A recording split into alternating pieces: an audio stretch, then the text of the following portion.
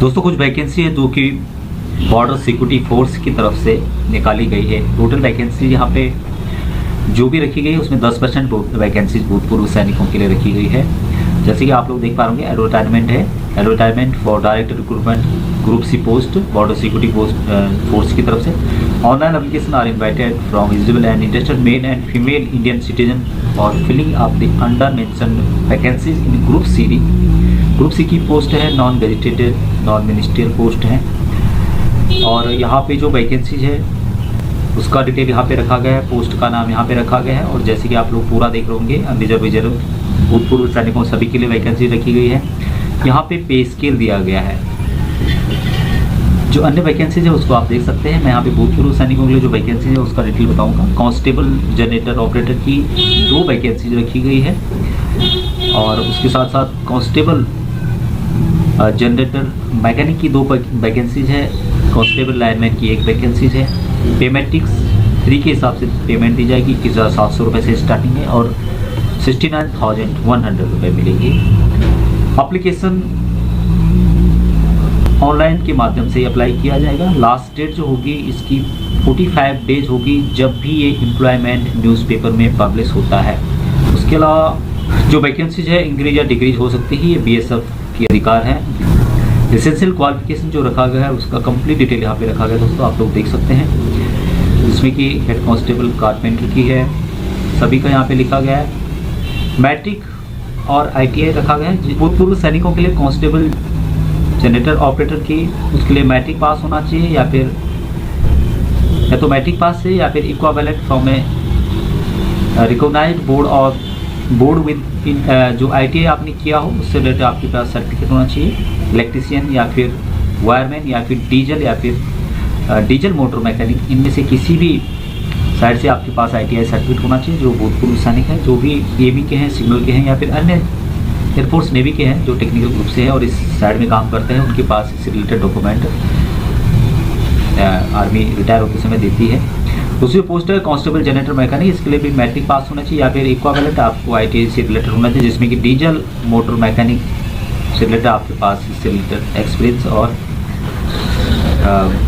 Certificate होना चाहिए। जो कांस्टेबल लाइनमैन है इसके लिए मैट्रिक पास होना चाहिए और साथ में आपके पास या तो मैट्रिक पास होना चाहिए या फिर इससे रिलेटेड आपके पास इलेक्ट्रिकल वायरमैन और लाइनमैन से रिलेटेड एक्सपीरियंस और सर्टिफिकेट होना चाहिए। इसके लिए जो एज रखी गई है उसका कंप्लीट डिटेल यहाँ पे रखा गया है। जैसे कि आप लोग यहाँ पे देख पा रहे सभी का डिटेल लिखा गया है, जिसमें ASI हेड कांस्टेबल और कांस्टेबल जो 5वें नंबर पे है कांस्टेबल जनरेटर ऑपरेटर, इसके लिए 18 से 25 साल रखी गई है। और जो भूतपूर्व सैनिक हैं या जो भी रिजर्व कैटेगरी है उनको रिजर्वेशन दिया जाएगा। कांस्टेबल जनरेटर मैकेनिक इसके लिए 18 से 25 साल, कांस्टेबल लाइनमैन 18 से 25 साल। जो भी भूतपूर्व सैनिक हैं जितने आपने सर्विस की उसमें 3 जोड़ के टोटल एज से घटाने पे आपकी एज निकल जाएगी, उसके हिसाब से आप अप्लाई कर सकते हैं। यहाँ पे नोट में लिखा है कि जो भी गवर्नमेंट सर्वेंट हैं या फिर जो भी गवर्नमेंट के रूल हैं उसके हिसाब से रिलैक्सेशन दिया जाएगा।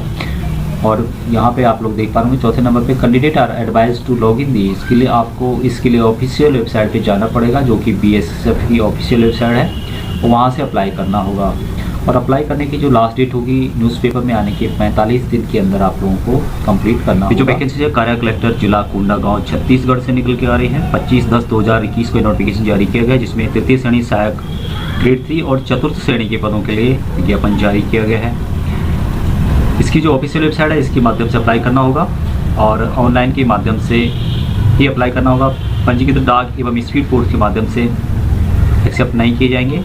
3य श्रेणी की जो पोस्ट हैं जिसमें कि सहायक ग्रेड 3 वेतनमान 5,200 रुपये से BC का 20,200 रुपये प्लस 1,900 रुपये लेवल 4 की दी जाएगी। यहाँ पे आप विभाग देख पा रहे हैं जिसमें कि जिला कोषालय कृषि विभाग है, जल संसाधन विभाग, लोक स्वास्थ्य यांत्रिकी विभाग।